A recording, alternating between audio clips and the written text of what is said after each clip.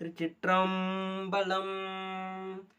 தாமே தமக்கு சுற்றமும் தாமே தமக்கு விதிவகையும் யாமார் யமதார் பாசமார்